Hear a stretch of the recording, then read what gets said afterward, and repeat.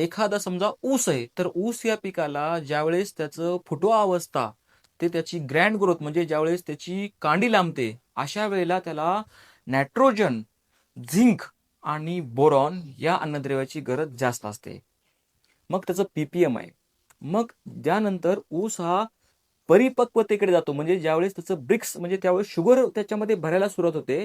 अशा वेळेला त्याला पोटॅश आणि विशेष म्हणजे जमिनीमध्ये जे काही त्यानं साठवलेले ना, ते सुक्रोज निर्मितीसाठी त्याला बॅक्टेरिया सुद्धा गरज लागते.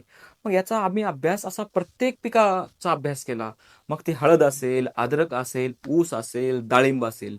गेल्या 15 वर्षात आम्ही हेच काम करत आलो.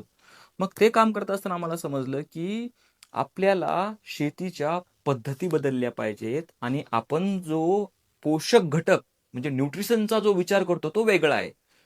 मग एकीकडं माती मेलेली आहे, दुसरीकडं आपलं जे ज्ञान आहे त्याला कुठंतरी एक पुनर्जन्म देण्याची गरज आहे. मग माती आणि आपल्या विचारश्रेणीला नवीन जन्म देण्यासाठी आम्ही रिजेनेसिस एजी प्लसची निर्मिती केली.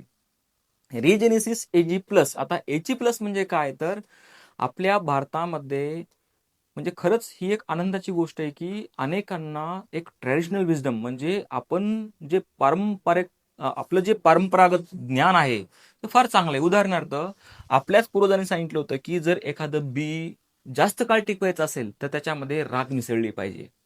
हे दुसरी गोष्ट, जीवामृत. गाईच्या पोटामध्ये 33 कोटी देव आहेत, म्हणजे 33 कोटी बॅक्टेरिया आहेत. फार चांगलं नॉलेज आहे. पण या नॉलेजला जर मॉडर्न सायन्सची जर जोड मिळाली तर अजून जास्त फायदा होईल. उदाहरणार्थ सांगतो कसा त्याचा.